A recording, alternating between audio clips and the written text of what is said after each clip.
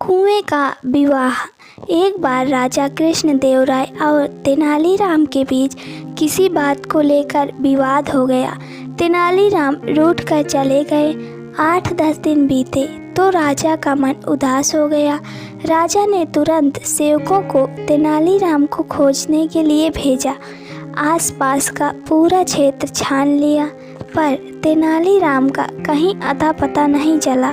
अचानक राजा को एक तरकीब सूझी। उसने सभी गांवों में मुनादी कराई।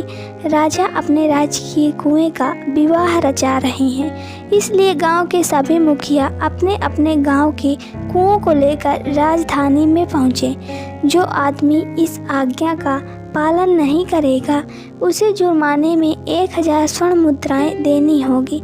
मुनादी सुनकर सभी परेशान हो गए।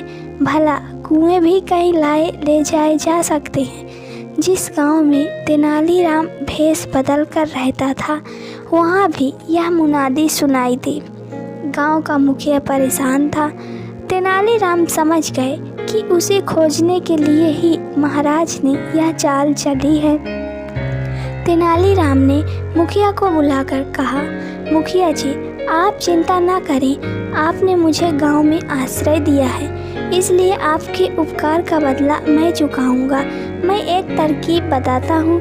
आप आसपास के मुखियाओं को इकट्ठा करके राजधानी की ओर प्रस्थान करें। सलाह के अनुसार सभी राजधानी की ओर चल दिए।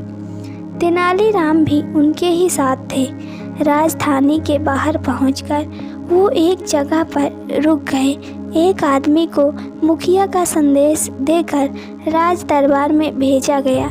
वो आदमी दरबार में पहुंचा और तेनालीराम की राय के अनुसार बोला, महाराज, हमारे गांव के कुएं विवाह में शामिल होने के लिए राजधानी के बाहर ही डेरा डाले हैं।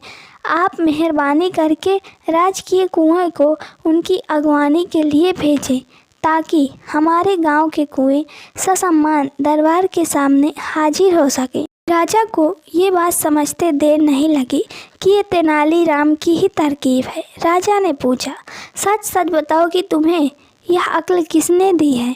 राजन, थोड़े दिन पहले हमारे गांव में एक परदेसी आकर रुका था।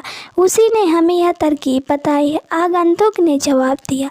सारी बात सुनकर राजा स्वयं रथ पर बैठकर राजधानी से बाहर आए और ससम्मान तेनालीराम को वापस दरबार में ले आए।